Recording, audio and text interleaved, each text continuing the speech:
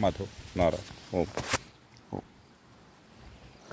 नमः शांताय दिव्याय सत्यधर्मस्वरूपिणे स्वानंद अमृतरूपाय श्रीधराय नमो नमः ओम ओम ओम ओम ओम. सर्व हरिभक्तांना गुरुभक्तांना स्वानंदाचा रामराम. आणि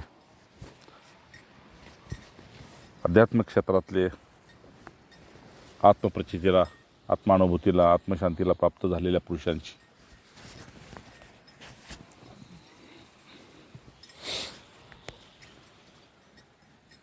अनुभव संपन्न पुष्पमालिका मी अधूनमधून तुम्हाला द्यायचा प्रयत्न करतोय.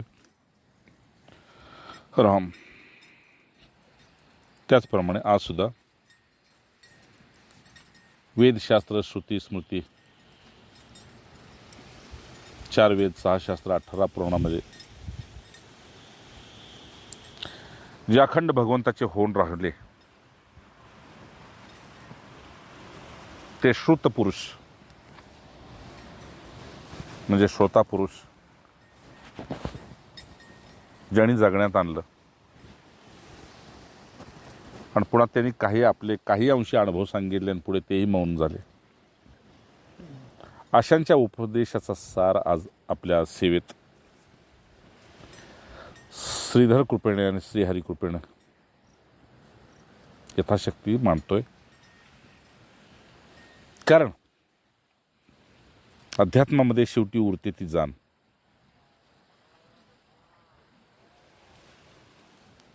कुणी कितीही शब्दाच्या कोलांट्या उड्या खात राहिला तरी वारा जसा पाहता येत नाही पण अंगाला अनुभवता येतो. सूर्याची किरणं दिसत नाहीत पण प्रकाशाच्या रूपात त्याचा स्वीकार करावा लागतो. पाण्याला चव नसते पण तहान भागल्यानंतर ते जीवन होय ही प्रचिती येते. आणि तेच पाणी नेहमीच्या पिण्यात असल्यामुळं दुसऱ्या ठिकाणचं पाणी आपल्याला लगेच चव बदलली म्हणून सांगतं. ही जसा जिभेची जाण आहे, अनुभूती आहे, बस उपनिषदांचा सार सुद्धा तुम्हाला तोच सांगतोय. आज त्याच्यावरच थोडीशी सेवा देतोय. जय जय रघुवीर राम राम. पहिली गोष्ट, उपनिषद म्हणजे काय तर मायावी जगताचा, दृश्याचा, भोगाचा ज्याने निषेध केला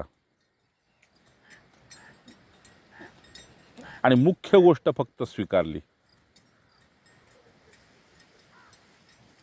ती मुख्य गोष्ट काय आहे की हे जर मायावी आहे विश्व,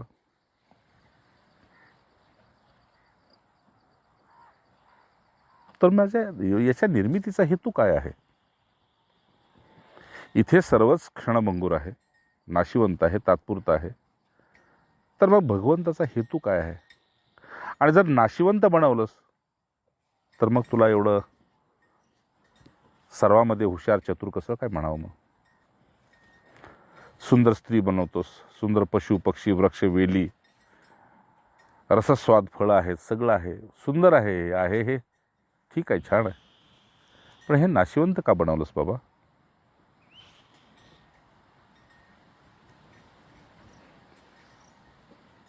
तर शास्त्रापासून ते सत्पुरुषापर्यंत सर्वांनी एकाच मुखाने अनुभव सांगितला. हे तुला ज्ञान झाल्यावर कळेल, तोपर्यंत नाही. तोपर्यंत मग शास्त्रापासून ते सामान्यापर्यंत तर्कच लावले गेले. हे स्वप्न आहे, हे मृगजळ आहे, हे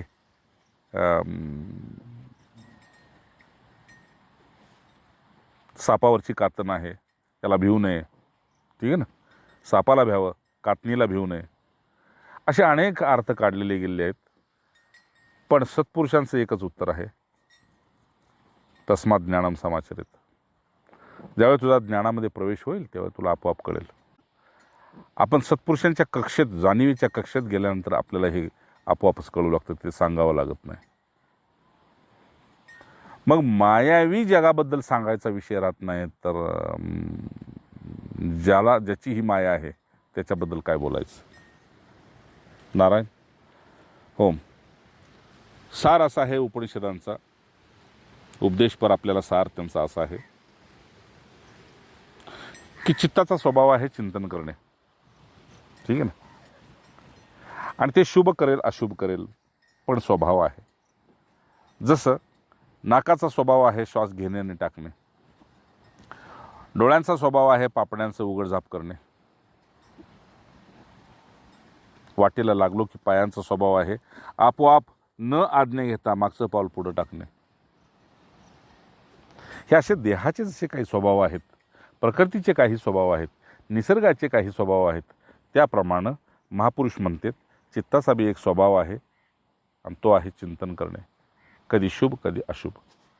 पण ज्यांचं चित्त चिंतनच करत नाहीत ते आघात पुरुष आहेत. हा. आणि त्याचंच नाव चातुर्मास आहे बाबांनो. कारण सत्यासाठी ते अनुभव संपन्न पुरुष म्हणतात सत्यासाठी चिंतन काय करायचं, सत्य प्रकट आहे. आणि असत्य असत्यच आहे तर असत्याबद्दल चिंतन काय करायचं. समजलं.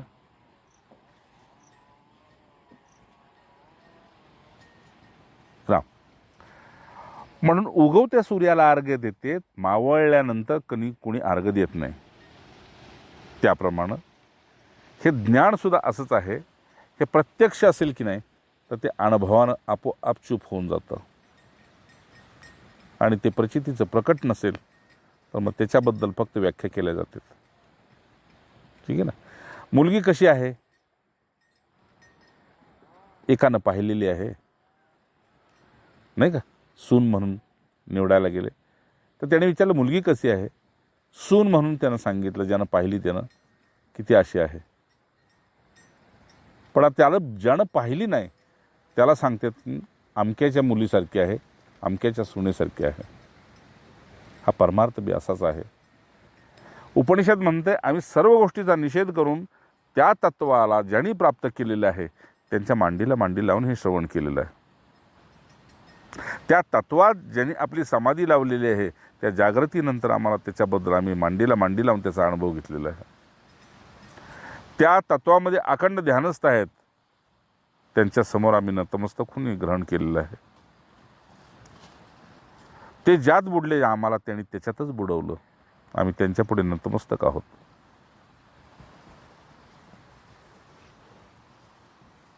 ठीक आहे ना. अर्थात अजून त्याने अर्थ सांगितला उपनिषदाचा, जे मुख्य आहे आम्ही तेच ग्रहण केलं आहे आणि मुख्यला उपाधी लावलेलं जे उप आहे त्याचा आम्ही निषेध केला. समजलं ना. म्हणजे गुरु तर गुरुच आहेत पण शिष्यामुळं गुरु नाहीत. गुरु शिष्य उप आहे, गुरु मुख्य आहे. समजते ना. पण मी तू आहे म्हणून मी गुरु आहे असं समजू नको. ठीक ना. हां, एखाद्या स्त्रीला इच्छा नसेल संतती जन्माला घालायची म्हणून काय झालं, दुसऱ्याची मुलं तिला आईच म्हणतात. ठीक आहे ना. हा फक्त आपल्या पोटातून तिने जन्माला घातलं नाही. हे असंच आहे. जे अमृत तत्व आहे, जे संजीवनी तत्व आहे, जे परमतत्व आहे, जे अमरतत्व आहे ते ज्यांना प्रकट झालेलं आहे ते अनादिकालापासून मुख्यच आहेत. त्या मुख्यच्या पुढं आपण जे मायावी आहे ते उप आहे. आणि तिथं दमल्यानंतर सुद्धा जीव सहज बोलतो, उफ नको बाबा बस. मग ते उपनिषद परसार त्या गोष्टीचा निषेध करताना मुख्य गोष्टीला ग्रहण करतं. म्हणून त्याची थोरवी मुख्यनंतर उपची आहे. जसं आपल्या भौतिक जगामध्ये एक मुख्यमंत्री आहे आणि दुसरा उपमुख्यमंत्री आहे. मुख्यमंत्री त्याची अनुपस्थिती असेल, गैरहजेरी असेल तर सगळे अधिकार उपमुख्यमंत्र्याकडे असतात.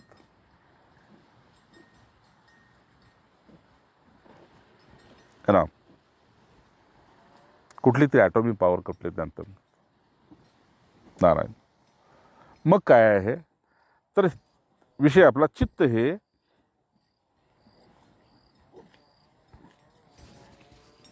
राम राम राम राम राम राम. चित्त हे चिंतन करतं, करू द्या. त्याच्याशी तुमचा काही संबंध आहे का? आहे.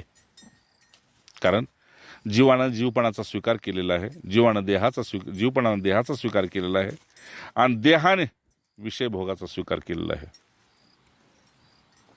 त्यामुळं मी कुणाची तरी मुलगी पत्नी म्हणून आणली, तिला मुलं झाली आणि आईवडिलासह सासू सासऱ्यासह कुटुंब तयार झालं. एक तिचं कुटुंब झालं, एक माझं कुटुंब झालं. संबंध जोडले गेले आणि मग तिथं सोय सुतक सुखदुःख सगळं आलं. हे असाच विषय आहे, म्हणून त्याचं पुन्हा चित्तचिंतन करू लागतं.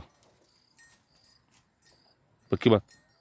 मग ते चिंतन करता करता ज्याचं चिंतन केलं जातं ते आपलंच आहे असं आपण म्हणतो, ते आपणच आहे असं म्हणतो. अशी जेव्हा जाणीव आपल्यामध्ये होते त्यावेळी ते सन्मय होऊन जातं, म्हणजे तो मनाचाच एक भाग होऊन जातो. ठीक आहे, तो मनाचाच भाग आहे. मनात आलं होय म्हणेल, मनात आलं नाही म्हणाल. का तर तिथे आपलेपणा जोडला गेलाय. मग चिंतन शुभ असेल किंवा अशुभ असेल, उपनिषदांचा सार सांगतोय आपल्याला. राम राम पुनश्च एकदा म्हणून सांगतोय श्रीधराय नमो नमः. पण का तर स्वानंद अमृत तृप्ताय, जे स्वतः ते पिऊन तृप्त झालेले आहेत.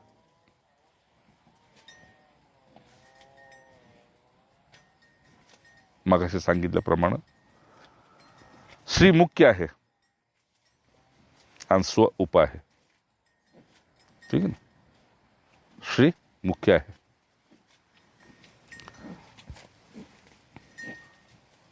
राम पुढे का तर शेवटी तो विषय मनाचा होऊन जातो. ना, दोन कुटुंबे एकत्र झाली, त्यांचं सुख दुःख मान अपमान सगळं काय ते विभागलं जातं, पण मनाच्याद्वारे, मनामध्ये आणि मनाच्या साह्याने. अगदी सोप्या गोड भाषेत, स्वानुभूतीच्या भाषेत मी सांगतोय समजावून. आनंद घ्या. नारायण. राम अगदी कळवळून सांगायचं म्हणजे तुम्हाला हे कळावं एवढाच माझा हेतू आहे. का तुम्हाला कळालं की नाही, तुम्ही सुख दुःखाला एका ढेंगेमध्ये ओलांडणार आणि आनंदाच्या कोशामध्ये मस्त पडून राहणार. मग त्यावेळी भौतिक जगातला कसाही तुमचा क्षण असो, पण आनंदापासून तुम्ही वेगळं होऊ शकत नाही. ठीक आहे ना. अगदी एखाद्याच्या मड्यापाशी जरी बसलेलो असलो आपण, तरी आनंदापासून आपण विभक्त होऊ शकत नाही. का तर तुम्ही उपनिषदाचे अधिकारी आहात. मग राम एक ईश्वराची सृष्टी आहे, एक जीवाची सृष्टी आहे, हे आपल्याला मान्य आहे. ईश्वराच्या सृष्टीला आपण स्वर्ग म्हणतो, जीवाच्या सृष्टीला आपण मृत्यूलोक म्हणतो. पण याला सुद्धा चित्तच कारणीभूत आहे.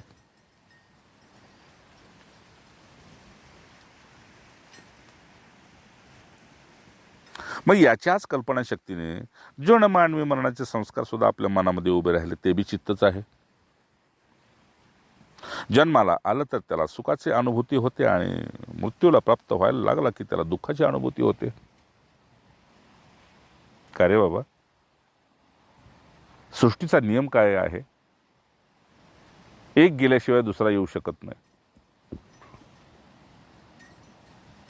आणि प्रत्येकाला ती तोच पुरवठा करत असते. पृथ्वी, आप, तेज, वायू आणि आकाश, मायाकृत हे त्याला पुरवठा करत असते आणि त्याची निर्मिती त्याच्यातच करून अंतबी त्याचा त्याच्यातच करते. कमाल आहे की नाही? परवा सांगितल्याप्रमाणे विचार करून पहा, या पृथ्वी तळावर तुम्ही लाखो हजारो करोडो वर्षांना कधीही पुन्हा नाही. मग एवढं साठवण्याच्या आणि एवढं भोगण्याच्या आणि एवढ्या कष्टी होण्याच्या पाठीमाग आपला वेळ का गमवता? फकीर वृत्तीमध्ये राहिले, ते सुद्धा स्मशानात गेले आणि रात्रंदिवस घुशीसारखा संसार पोकरत राहिले, ते बी स्मशानातच गेले. हाती दोघांच्या काय आलं तर एक आनंदमय जीवन जगून गेला फकीरी अवस्थेत.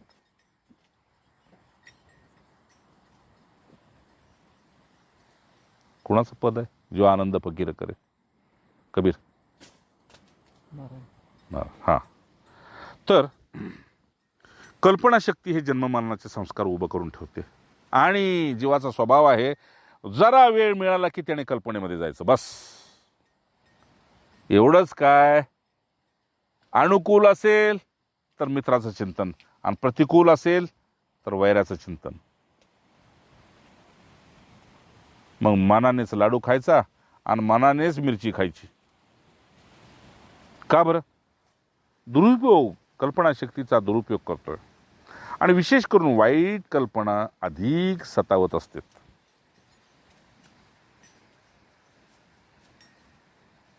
मग वाईट कल्पना, गैरभावना यांची निर्मिती करून एक आभास निर्माण करणे, हेच त्या चित्ताचं काम आहे. म्हणजे आपल्याविषयी कुणी बोललं नसेल ते सुद्धा आपल्या मनानं निर्माण करायचं, ठीक ना. आणि आपली योग्यता नसताना आपली योग्यता जगापुढे मांडण्याचा प्रयत्न करायचा. हे दोनच कामं चाललेली आहेत. एक प्रतिष्ठेसाठी, ठीक आहे, आणि दुसरं आपली उणीव पुसण्यासाठी. रात्रंदिवस आपला रक्त ओकून जीव तोडून दुसऱ्याच्या मनाची सांत्वना करत चाललेला आहे जीव. काही गरज आहे का? तुल्यनिंदा सुतीरमणी संतुष्ट येन की येनचित, हे गीतेश्वर म्हणतात. पण हे मान्य आहे, पण ऐकण्यापर्यंत, जगण्यात नाही. ती आमची योग्यता नाही, ती आमची एवढी प्रतिकारशक्ती सक्षम नाही. राम राम राम. आपला काय विषय आहे? चित्त चिंतनच करत राहतं, शुभ असेल किंवा अशुभ असेल.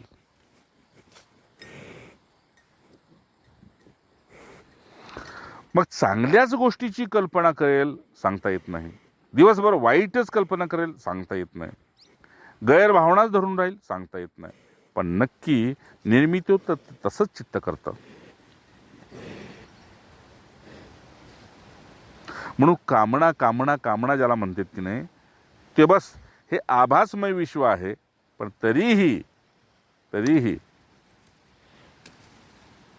हे त्याच्यात कामनाच निर्माण करत आहे. आणि ते पाहत पाहत तन्मय सुद्धा होतोय. खोटच आहे पण खऱ्यासारखं जीवन जगतोय. पहा, उद्या कधी, टुमॉरो इज नॉट, इंग्लिशमध्ये म्हणतात का नाही, टुमॉरो इज नॉट टुडे. उद्या कधी आज होत नाही. आज आजच आहे. पण व्यवहारामध्ये आपण उद्याची बोली करतोय, आणि उद्याचा दिवस तर कुणाच्याच आयुष्यात नाही. जेव्हा तो दिवस उगवेल तेव्हा तो त्याच्यासाठी आज असेल, पण बोली मात्र उद्याची आहे. इथं उपनिषदेच्या सारामध्ये एवढं सांगायचंय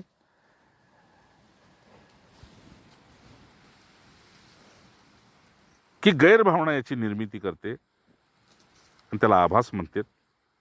आणि तेथूनच कामनेचा जन्म होतो, आणि चित्त त्याच्यामध्ये तन्मय राहतं. थोडंसं हृदय देऊ नये का? याच्यातून बाहेर पडायचंय आपल्याला, म्हणून हे श्रवण करायचंय. आणि बाहेर पडण्यासाठी जे बाहेर पडलेत त्यांच्या स्मृतीत राहणं हा जवळचा उपाय. त्यांच्या कष्टाची जाणीव होणं जवळचा उपाय. आपल्याबद्दलची त्यांची तळमळ, त्या जाणीवेत राहणं, आपला कृतज्ञपणा, आपली कृतज्ञता, आणि निर्हेतुक आपल्यावर त्यांचं प्रेम, ही त्यांची उदारता. कुठल्याही बाजूने चिंतन करून पहा. मग चांगल्याच गोष्टीची कल्पना करणे, चांगल्याच भावना निर्माण करणे, असे करीत करीत एक प्रकारची आत्मतन्मयता आपोआप आपल्याकडे जागृत होते. ठीक आहे ना.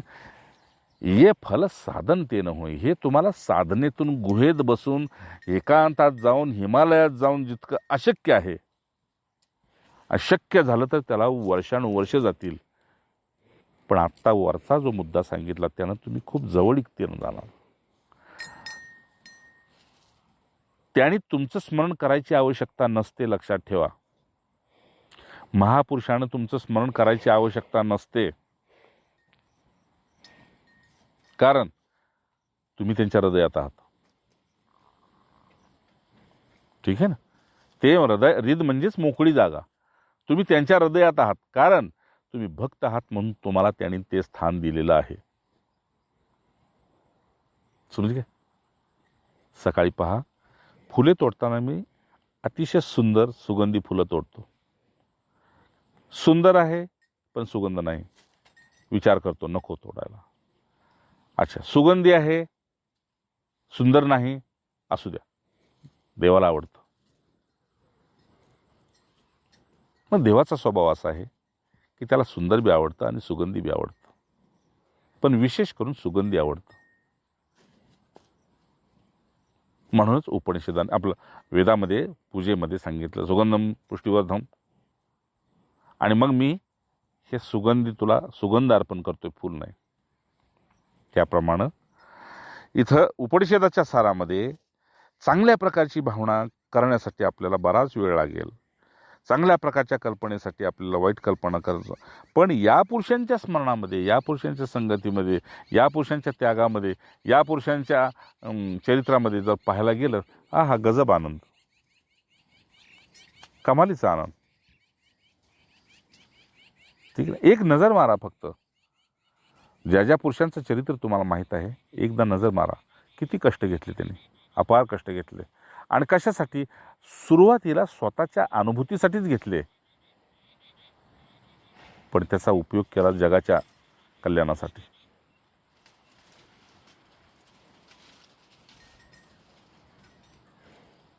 आणि मग म्हटलं, रात्रंदिवस कष्टविती देह तेथे,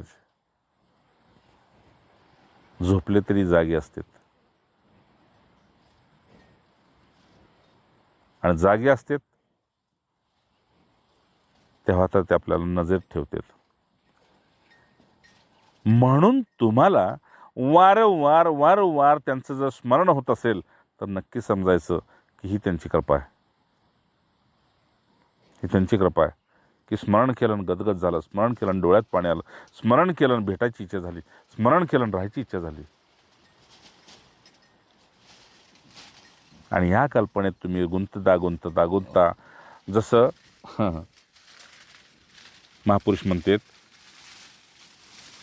की ही कुऱ्हाड घे, ही तलवार घे आणि दगडावर मार किंवा लोखंडी खांबावर मार. मारता मारता मारता मारता म्हणतो खांडी पडल्या पण खांब काय तुटला नाही. ते म्हणले खांब तोडणं माझा हेतू नव्हता, तलवारीला बोथट करायचं होतं. ठीक आहे ना. तसंच वृत्तीला बोथट करता करता करता करता ती वृत्ती थकते, दमते, आणि नामावरून सुद्धा दमते, विषयावरून बी दमते, सगळ्याकडून थकते.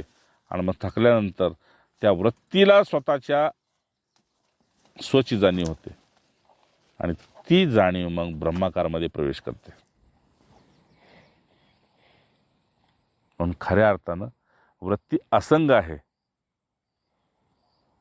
वृत्ती स्वयंभू असंग आहे, पण जीवाने त्याच्याशी संबंध जोडला. जीवाने, म्हणून जीवाचं जीव पण गेलं की वृत्ती ब्रह्माकार होते, असं जे म्हटलं गेलं उपनिषदात. जीवाचं जीव पण गेलं की वृत्ती ब्रह्माकार होते, आणि ब्रह्माकार वृत्ती करण्यासाठी सगळा आपला प्रयास आहे. राम वासुदेव. पुढे आहे का? चांगल्या कल्पना करून व्यवस्थित चित्तशुद्धी करता येते, हे विश्वास धरा. याच्यावर चिंतन करण्याची गरज नाही. चांगल्या कल्पना महापुरुषांच्या बद्दल चरित्र मागाशी सांगितल्याप्रमाणे उत्तम प्रकारच्या कल्पना करता करता करता व्यवस्थित चित्तशुद्धी करता येते. चित्तशुद्धीचं सुंदर लक्षण म्हणजे काय? कुणाही बद्दल द्वेष नाही जगातल्या, आणि सत्पुरुषाकडून आसक्ती नाही, पण तरी बी सत्पुरुषात आसक्त आहे. सत्पुरुषाकडून भगवंताकडून कसलीच अपेक्षा, आसक्ती, इच्छा नाही, पण त्यांची मात्र आसक्ती आहे. त्यांच्यात राहायची आसक्ती आहे, त्यांचं व्हायची आसक्ती आहे, त्यांच्यातच विलीन होण्याची इच्छा आहे, बाकी काहीच नाही. तेव्हा ते प्रचितीला तुमच्या येण्यासाठी देण्यासाठी म्हणतात ते माझं काम लागलं, ते तुझं नाही. तुझं काम तू केलेलं आहेस, आता तू फक्त शांत बस. मी कुठल्या वेळी काय करायचं मला माहीत आहे. तुझं मनोगत माझ्यापर्यंत पोहोचलेलं आहे. मग चांगल्या कल्पना करून आपण व्यवस्थित चित्तशुद्धी करता येते, हेच एवढाच माझा हेतू आहे सांगण्याचा.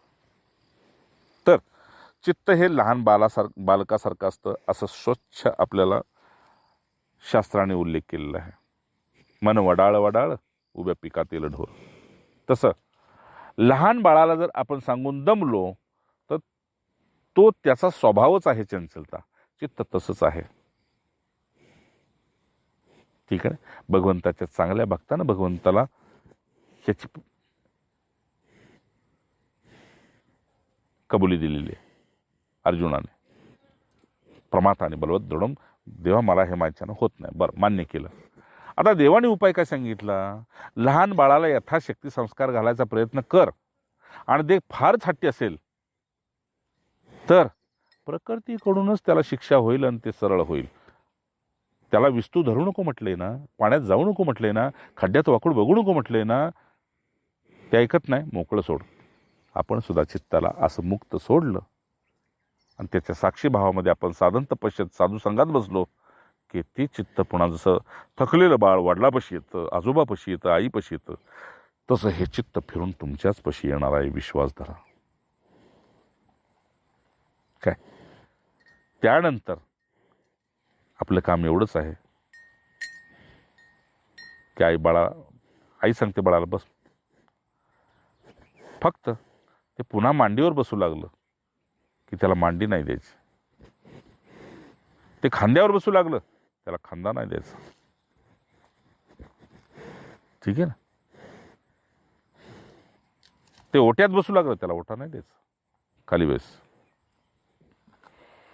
असं ज्यावेळेस बालकाला परकेपणानं आपण वागणूक द्यायला लागलो की संस्कार आपोआप मौनातून त्याच्यावर संस्कारित होते. तसं तुमच्या स्वमध्ये चित्ताला तुम्ही वेगळं ठेवलं की ते चित्त आणि हे स्व कधीही एक होत नाही. बाळ किती बी लाडकं असलं तरी आजोबा होत नाही, वडील होत नाही. राम सांगायचा विषय, चित्त हे लहान बाळकासारखं असतं. बस त्याच्यावर अति नको आणि त्याच्याजवळ अतिची माती नको. ठीक आहे ना. उगीच दडपणाखाली जी मुलं राहतात ते पुन्हा बिघडतात. या चित्ताचं तसंच होतं. साधू संघात आहे तोपर्यंत ते चित्त साधू, आणि साधू संघातून गेला की संधी साधू. बस त्याला मग फक्त वेळच मिळायला पाहिजे. आणि मग ते मुक्त पुरुषांचा आधार घेतं. अरे मग ते करतात आपल्याला काय, ते खातात आपल्याला काय, ते बघतात आपल्याला काय. अरे हो, गरम तवा कसा धरायचा आईला माहित आहे.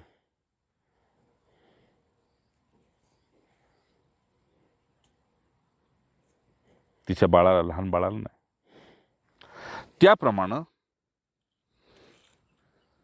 हे चित्त बालकासारखं असतं. त्याच्या हातातील खडी साखरेसारखे दिसणारे विष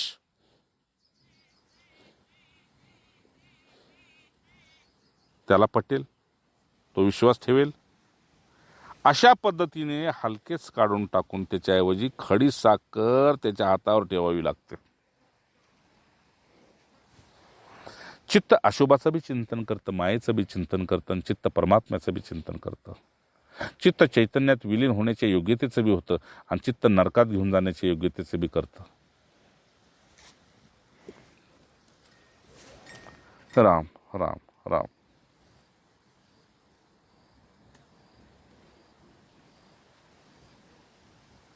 योग वशिष्ठापासून ते संतांच्या अनुभवापर्यंत, अभंगापर्यंत, ओव्यापर्यंत, श्लोकापर्यंत त्यांनी हाच खेळ मांडलेला आहे चित्ताचा. आणि हे स्वप्न मायावी तरी काय, हे जग तरी काय, आहे चित्ताचा खेळच आहे. बस हेच चित्त तुमचं सुषुप्तीमध्ये विलीन झालं की स्वप्न बी नाही आणि जग बी नाही.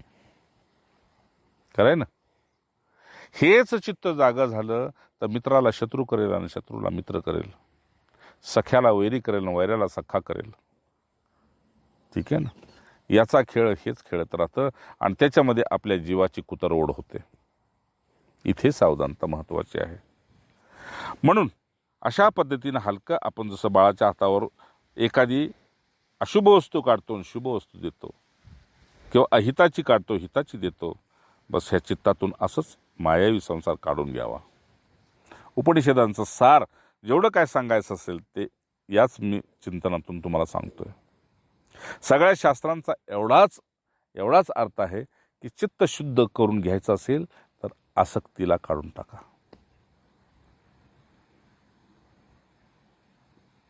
कुठली आसक्ती? तर प्रकृतीबद्दलची. पुढे परमात्म्याबद्दलची बी आसक्ती काढून टाकावी लागते. जे प्राप्त आहे त्याला प्राप्त करायचं, काय करायचं, आणि जे अप्राप्त आहे त्याचा त्याग काय करायचा, अशी एक आतून अवस्था येते. पण त्या अवस्थेपर्यंत तुम्हाला साधन तपाचाच आश्रय घ्यावा लागेल, केवळ बोली भाषेचा नको. स्वतःचं वैराग्य दृढ आणि स्थिर करावं लागेल. निष्ठावंत विवेक असला पाहिजे की सगळं जग धोका देऊ दे, सगळ्या जगानं धोका देऊ देत, पण तुमच्या विवेकानं तुम्हाला कधीही धोका दिला नाही पाहिजे. तो विवेक म्हणजे साक्षात गुरूंचं दुसरं रूप आहे असं समजा. ठीक आहे. आणि वैराग्य म्हणजे स्त्रीचं शील आहे असं समजा. ठीक आहे ना. त्यातून तुम्हाला काय प्राप्त करायचे साधन तापातून? तर अखंड सत्यानंद करायचे प्राप्त. आणि हे शक्य आहे. जे अशक्य आहे ते महापुरुषांनी केलं, आणि जे शक्य आहे ते तुमच्या आमच्यासाठी ठेवलं, हे विसरू नका. घरातलं अवघड काम असते ते आईवडील करतात, सोपं काम आपल्याला ठेवतात. बस आपल्यासाठी महापुरुष असंच चिंतन करतात. अवघड ते त्यांनी करून ठेवलेलं आहे आणि सोपं आपल्यासाठी उरलेलं आहे. चोखाळून ठेविल्या वाटा, आम्ही वाट सोपी करून ठेवलेली आहे, तुम्ही फक्त डोळसपणे त्या वाटेने चालत या, एवढाच सोपा मार्ग आहे. पुढं सांगायचा हेतू आपला काय आहे? नारायण. जय जय रघुवीर समर्थ राम. अशा पद्धतीनं हलकं तेवढं टाकून द्यायचं आणि त्याखेरीज जे श्रेष्ठ आहे ते मुठीत ठेवायचं.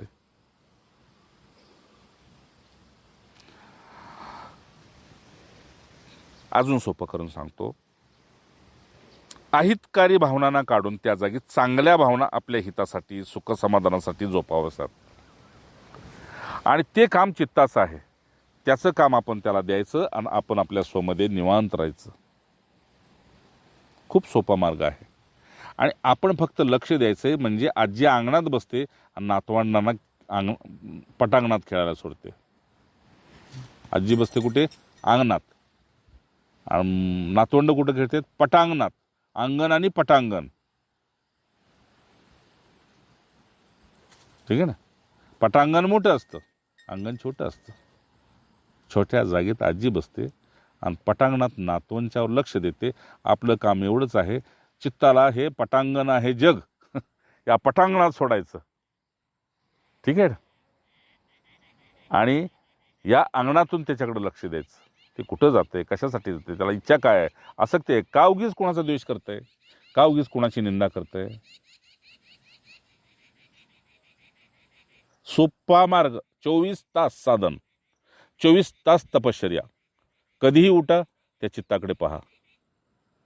कुठून? अंगणातून, पटांगणात काय करता येते. तुमच्यापासून कुठेही दडायला ते पटाईत नाही.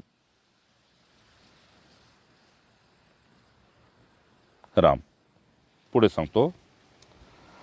आरशावरील चित्र पुसून टाकले तर जसा फक्त आरसा शिल्लक राहतो, तसे चित्त आपल्याला जो आभास दाखवते त्याला पुसून टाकले तर काही शिल्लक राहत नाही.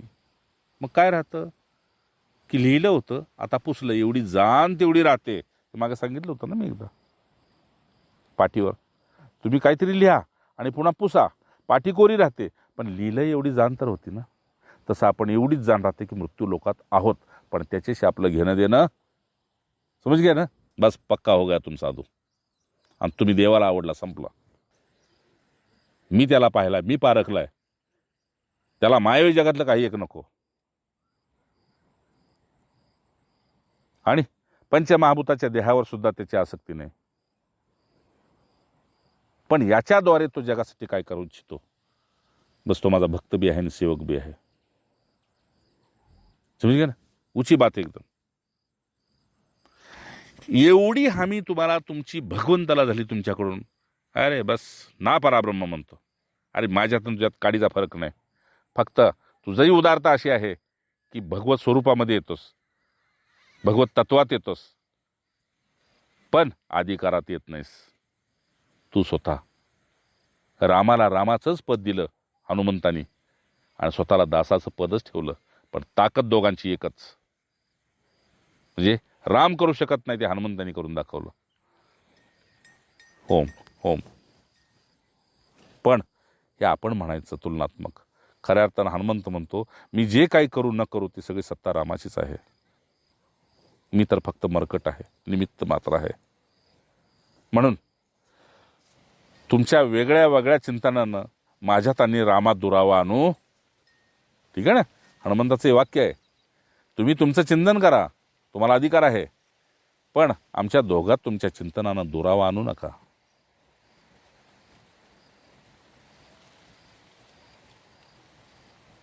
हनुमंत म्हणजेच रामन, राम म्हणजेच हनुमंत आहे.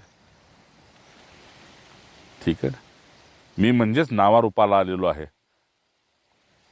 जरी हे नावरूप गेलं असलं तरी त्याच्यामध्ये मी तसाच आहे. ठीक आहे ना, मूर्ती भंगली तरी विष्णूंचीच आहे, लिंग तुटलं तरी शिवाचंच आहे. तसं भगवंत म्हणतो, नावावर सत्य बी मीच आहे, असत्य बी त्याच्या पलीकडचा मीच आहे. म्हणून आमच्यात भेद करू नका, नका करू भेदाभेद, की राम वेगळा आहे आणि हनुमंत वेगळा आहे, किंवा गुरु वेगळा आहे आणि काका वेगळा आहे. नाही नाही, तुम्ही भेद करू नका. आम्ही अभेद आहोत, पण सेवेसाठी सदैव अद्वैत आहोत, सेवेसाठी सदैव द्वैतात आहोत. ठीक आहे ना, आणि तपस्येसाठी सदैव अद्वैत आहोत. ज्या तपस्येत ते विलीन आहेत त्याच तपस्येत शिष्य विलीन असतो. ठीक आहे ना, चिंतनाची परिसीमा ओलांडली जाते, आणि ते चित्त ज्यावेळेस चैतन्यात विलीन होतं त्यावेळेस मग एक अहम ब्रह्मास्मी, याच्या व्यतिरिक्त दुसरं काहीच नाही. जिकडे पाहाल, परवा सांगितल्याप्रमाणे पाण्यामध्ये बुडी दिल्यानंतर 10 दिशेला पाणीच असतं, तर त्याप्रमाणे अहम ब्रह्मास्मी मधून ज्यावेळेस तुमची नजर अर्धोन्मुलित असो किंवा पूर्ण उघडे असो, जिकडे पाहेल, जिथं देखू तिथं तू ही तू म्हटले ना, तर जिथं देखू तिथं मीच मी, जिकडे पाहिल तिकडे मीच असतो. राम. म्हणून विशेषत्व काय आहे उपनिषदांच्या साराच? विशेषत्व एवढंच आहे की जाण शिल्लक राहते, आणि ती जाण सत्याची असते, आनंदाची असते, पण चिद असते, सूक्ष्मातिसूक्ष्म. आणि तिन्ही एकवटल्यानंतर म्हणतात, हेच आम्ही ब्रह्मा विष्णू महेश आहोत, सच्चिदानंद स्वरूप आहोत. यालाच आनंद स्वरूप म्हणतात. म्हणून तसे साधकाने ही दृश्य पुसत राहून आपली जाण जागृत ठेवून आनंद स्वरूपाची उद्दिष्ट आपल्या समोर जर आपण ठेवू लागलो तर काही कठीण नाही. का? खरोखर या लोकाला सोडायचं आहे ना, हे सत्य आहे ना. मग रात्रंदिवस सुखासाठी पळताय, सुखाच्या पलीकडे आनंद आहे, सुखाची घडी लोटता मग सुख आहे, त्यालाच आनंद म्हणते. मग कर्तव्य टाकून हे करू नका, कर्तव्य करूनच करा, पण कर्तव्याच्या नावाखाली गाढवं बी होऊ नका. जन्माला घोडा म्हणून आलाय ना तुम्ही, मग कुठल्या ना कुठल्या नवरदेवाची एक वरात केली तर महिनाभर खायला सरायचं नाही. राम नाही का, वासुदेव. म्हणून ही दृश्य पुसत राहणं आपलं काम आहे.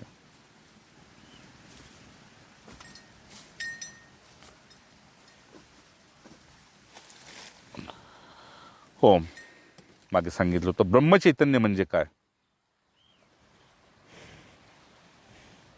स्वतःची ओळख झाल्यानंतर मीच या जगामध्ये खेळतोय या अनुभूतीला जे पोचले पुरुष आहेत तेच ब्रह्मचैतन्य आहेत.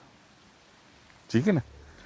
मग याच आत्ता जे सांगत आलोय तुम्हाला, आनंद स्वरूपाचं उद्दिष्ट जर तुम्ही आपल्या पोटात आपण ठेवू लागलो की यालाच ब्रह्मैक्य म्हणतात. ब्रह्म आणि ऐक्य म्हणजे मी ते मीच आहे आणि समोर बी मीच आहे आणि दोन्ही मिळून जे ऐक्य आहे तेच मी चैतन्य आहे.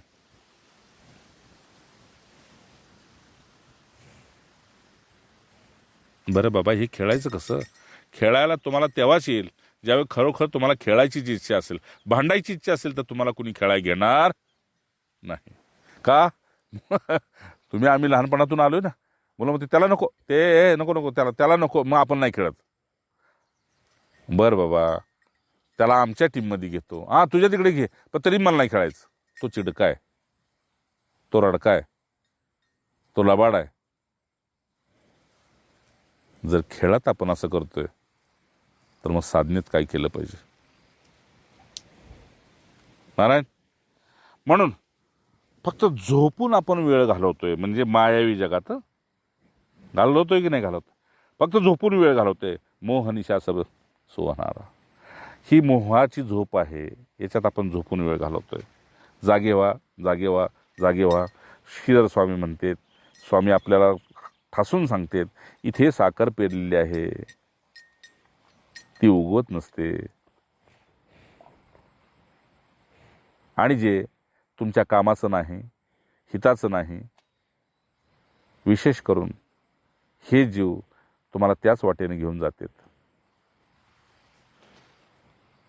आणि मृत्यूनंतर स्मशानामध्ये सगळे तुमची राख कशी झाली हे पाहून माघारी फिरतात. बस जागे व्हा. पुन्हा सांगतो, फक्त झोपून वेळ घालवू नका. मग काय करावं. दोन गोष्टी पहिल्या करा. ज्या गोष्टीबद्दल आपल्याला आकर्षण आहे आणि ज्या गोष्टीचा द्वेष आहे, ठीक आहे ना, सुंदर ना. ज्या गोष्टीचं सोप्पा मार्ग, ज्या गोष्टीचं तुम्हाला आकर्षण आहे आणि ज्या गोष्टीचा तुम्हाला द्वेष होतोय अधूनमधून, त्या दोन्हीच्या मध्ये थोडंसं बसा. जसं एका बाजूला आपला डावा हात आहे, दुसऱ्या बाजूला आपला उजवा हात आहे, दोन्ही आपलेच. तसं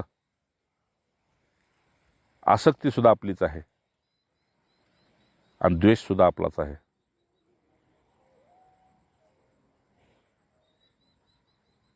मग याचा जन्मदाता कोण आहे? मीच ना. मग दोन्हीतले एकाला जन्माला घातलं तर यातून मला मिळवायचं काय आहे? थोडा विचार करा. आसक्ती वाढवली तरी मी अडकणार आहे, द्वेष वाढवला तरी मी अडकणार आहे. मग मी यांच्यात अडकण्यापेक्षा माझ्यातर्फे यांना मी मुक्त करतो. म्हणजेच मी तुमच्यापासून संबंध विच्छेद करून घेतो.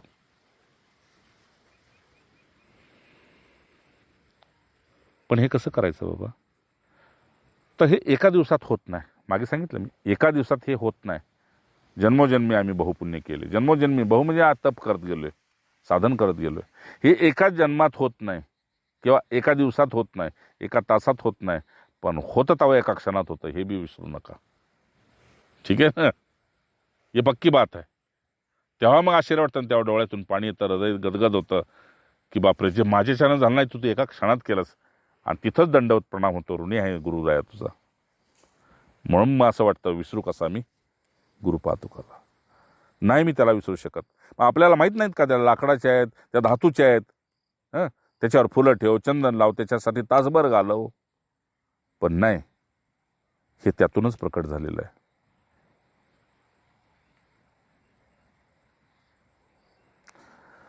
मग अशी वृत्ती होती की हजारो जन्मातून, हजारो संकटातून, हजारो आसक्तीतून, मला द्वेषातून मुक्त करणारा, त्याच्यासाठी मी अर्धा तास, 2 तास देऊ शकत नाही का? तास 2 तास ते हे पूजेचं निमित्त आहे, पण पूज्य आणि पूजक दोन्ही एक होते. एवढंच करायचे. ज्या गोष्टीची आसक्ती आणि ज्या गोष्टीचा द्वेष, त्याच्या मध्यावर बसा. ठीक आहे, त्याच्या मध्यावर बसा. नीट ऐक. आणि रागद्वेष त्यागून, ठीक आहे, ज्या गोष्टीमुळे आपल्याला विस्मृती होते, आत्मविस्मृती होते, त्याचं कारण काय आहे? तर भौतिक जगातल्या विषयांचं वेळ. एवढं केलं तर काय होतं, एवढं ऐकलं तर काय होतं, एवढं भोगलं तर काय होतं, एवढ्यानं काय होतंय? तेवढ्यानंच डोंगर, पापाचा डोंगर उभा राहतोय. आणि हळूच या मृत्यू लोकात पुन्हा जन्माची सोय करून ठेवतोय. जसं थेंबे थेंबे तळे साचे, तसं थोडं करता करता करता करता शेवटी अशी एक आपली अवस्था येते, अशी एक अवस्था येते की पुढं हा काळकुट्ट डोंगर दिसू लागतो. आणि मग असं वाटतं हे आता ओलांडणं शक्य नाही. मग आहे ते पुन्हा करायला सुरुवात करतो. आणि हा आपला मार्ग नाही म्हणून पुन्हा संसारी जीवाच्या नादी लागतो. बस आपल्याकडून तसं होऊ नये अशी अखंड दक्षता घेण्यासाठी तुम्ही गुरुकृपेला पात्र व्हा, काय, आणि गुरु आज्ञेला प्राप्त व्हा, गुरुभक्तीला, गुरुसेवेला पात्र व्हा. म्हणून अगदी हृदयस्थ तुम्हाला पुन्हा सांगतो, साधन करताना ज्या ज्या काही कल्पना तुमच्या समोर उभ्या राहतात त्यांना तुम्ही गुरुमंत्रातला किंवा केवळ ओम, राम, हरी, केशव, नारायण कुठल्याही नामाचा वापर करा आणि त्याला कापून टाका, बाजूला करा. आणि तेवढा वेळ शांत राहा, निष्प्राण राहा. निष्प्राण अवस्थेत तुमचा जेवढा जप होतोय त्यात किती आनंद आहे तुम्ही डोकून पहा, बरं का. आपण भरलेल्या टाकीतलं पाणी किती सरलंय हे पाहिल्यानंतर आपल्याला कळतं अजून भरायचंय किती आणि सरलंय किती. त्याप्रमाणे आत आपण साधन करताना डोकून पाहिलं तर आपल्याला कळतं की पाप गेलंय किती, पुण्य वाढलंय किती, आनंद येतोय किती आणि जगाची इच्छा राहते किती.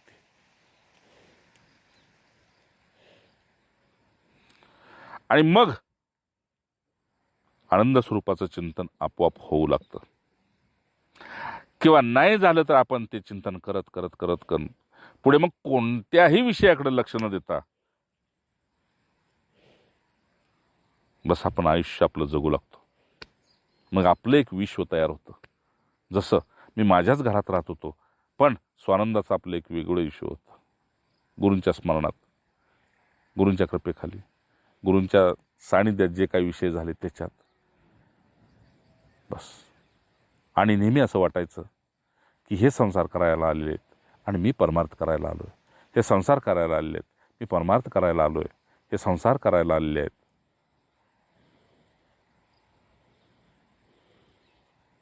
हा घंटानाद माझ्या हृदयात अखंड जिवंत राहिला.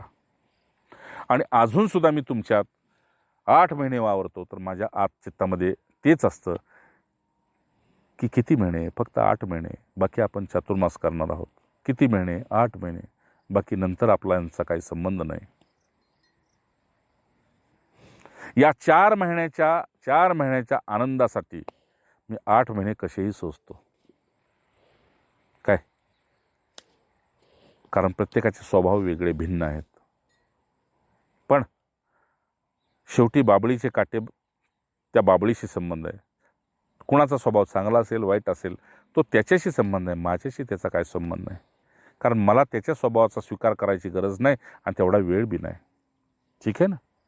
तसं आपल्याला वाटलं पाहिजे की जगातल्या वस्तू गोळा करत बसण्यासाठी आणि ते भंगार भोगण्यासाठी माझ्याकडे आता वेळ राहिलेला नाही. जेवढा वेळ आहे तेवढा मला बस उपनिषदांच्या साराचं सार मला प्राप्त करायचं आहे. आणि उपनिषदांच्या साराचं सार काय असेल,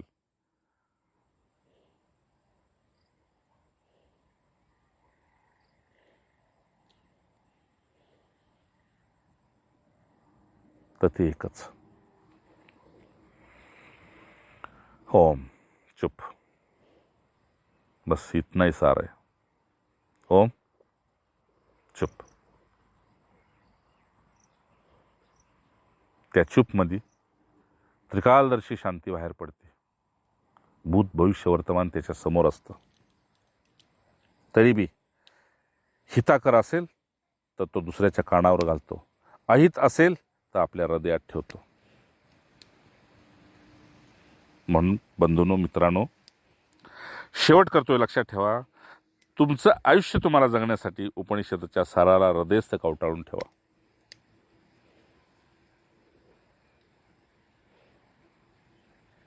पण याचा अधिकारी तोच आहे ज्याची प्रवृत्ती दृश्यावरनं हटली आणि निवृत्तीकडे प्रवृत्त झाला.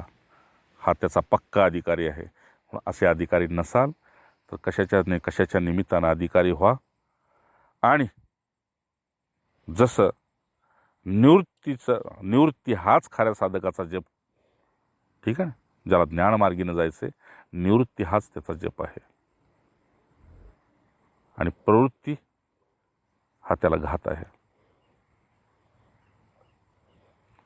या उपनिषद साराचं चिंतन श्रवण वारंवार करून माझी एवढीच अपेक्षा आहे, जे गुरूंना प्राप्त झाले, गुरु ते वाटायसाठी बसलेले आहेत, आपण भिक्षुक होऊन जावं, आपण याचक होऊन जावं, आपण पथिक होऊन जावं, आपण भक्त होऊन जावं, पण जावं त्यांच्याच दारी. म्हणून त्रिलोकीमध्ये गुरुद्वारा इतकं श्रेष्ठ मंदिर कुठेही कुठलंही नाही आणि गुरु इतकी श्रेष्ठ देवता कोणीही नाही. इथे सद्गुरु अर्पणमस्तु. जय जय रघुवीर समर्थ राम.